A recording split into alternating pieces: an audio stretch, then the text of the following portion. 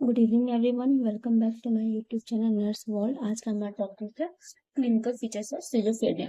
तो हम लोग सिजोफ्रेनिया के क्लिनिकल फीचर्स के बारे में आज बात करेंगे। तो according to Bleuler, symptoms of schizophrenia classified हुआ था प्राइमरी और सेकेंडरी सिम्टम्स में। तो प्राइमरी सिम्टम्स क्या होते हैं, इसे 4A भी कहा जाता है। 4A ऑफ ब्यूलर, इसमें आता है autism, affect in कॉन्ग्रुटी, associate disturbance और एम्बिवेलेंस। इसे 4A कहा जाता है। तो इसे क्या कहते हैं? सबसे पहले था ऑटिज्म। ऑटिज्म में क्या था, person live in their own world. इसमें जो पर्सन रहता है वो अपने खुद की लाइफ में रहता है, खुद के जीवन में रहता है, सबसे एक तरह से सबसे डिसकनेक्टेड हो जाता है, कम्युनिकेशन कम कर लेता है, अपनी ही दुनिया में रहता है, उसे कहते हैं ऑटिज्म। दूसरा था अफेक्ट इन कॉन्ग्रुटी।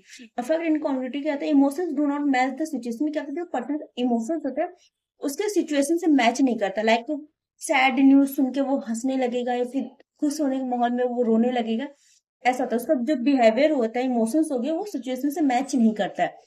इसके बाद आता है एसोसिएट डिस्टर्बेंस में क्या होता है, उसके जो थॉट्स रहेंगे वो डिस्कनेक्टेड रहेंगे।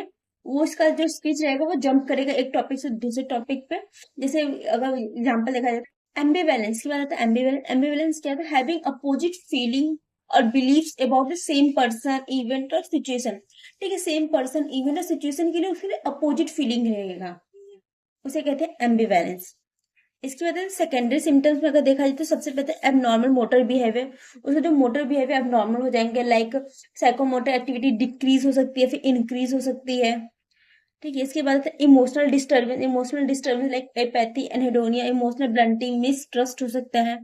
अगर इसके बाद alter thought process and speech. इसके जो थॉट प्रोसेस होंगे वो अल्टर्ड हो जाएंगे, लाइक थॉट ब्लॉकिंग हो सकता है, लूजनेस ऑफ एसोसिएशन होगा, पैरानोमिया, पोवर्टी ऑफ स्पीच हो जाएगा, डेल्यूजन में रहेगा, मैजिकल थिंकिंग करने लगेगा वो। इसके बाद आता है disorder. Disorder perception. Disorder perception में आता है हमारा हेलुसिनेशन वगैरह होगा।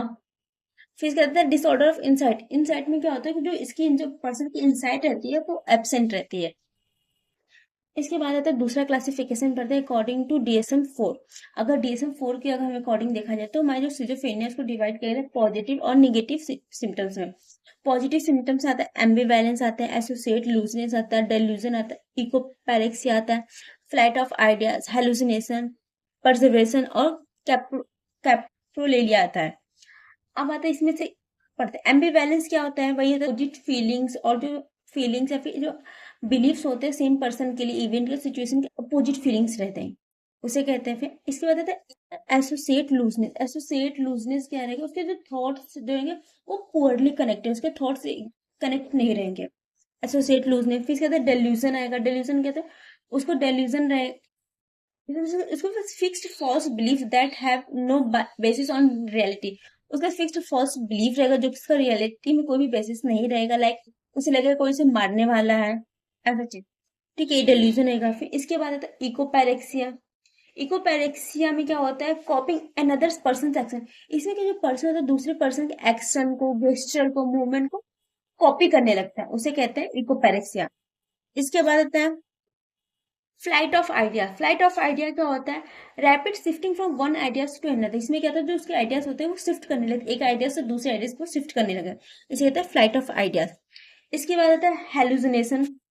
हेलुसिनेशन में क्या होता है, फॉल्स सेंसरी परसेप्शन होता है, परसेप्चुअल एक्सपीरियंस होता है that do not exist in reality. तो इसमें क्या होता है, जो उसका फॉल्स सेंसरी परसेप्शन रहेगा, लाइक मतलब कि उसे कुछ ऐसी चीजें दिखाई देंगी या सुनाई देगी जो कि रियल में नहीं रहेगी।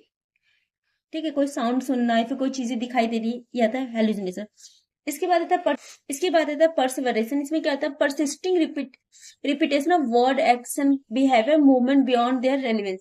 इसमें क्या, जो पर्सन होता है बार बार एक ही वर्ड को, एक्शन को रिपीट करता रहेगा।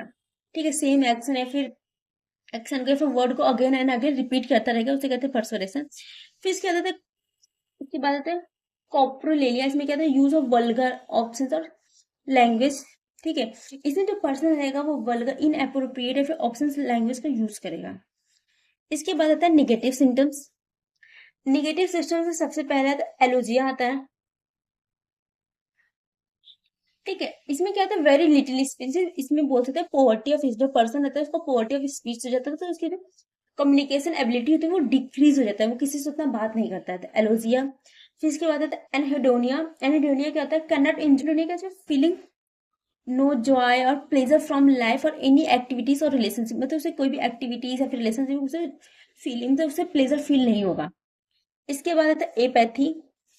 एपैथी क्या होता है? Feeling of indifference towards people, activities और इवेंट। अफेक्ट क्या होता है? कोई भी एब्सेंस ऑफ इमोशनल एक्सप्रेशन। इसमें क्या होता है? जो उसके इमोशनल एक्सप्रेशन होता है वो पूरी तरह से खत्म हो जाता है, उसे कहते हैं फ्लैट अफेक्ट। आ जाता है ब्लंट अफेक्ट। ब्लंट अफेक्ट में क्या होता है? Restricted range of emotions, feeling, tone और mood.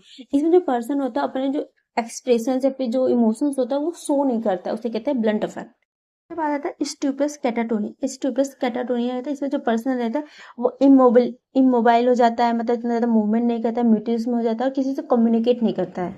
Lack of volition. Lack of volition का मतलब होता है उस पर्सन के अंदर कोई भी मोटिवेशन, विल या फिर कोई भी एम्बिशन नहीं रहेगा, उसे कहते हैं लैक ऑफ वॉल्यूशन।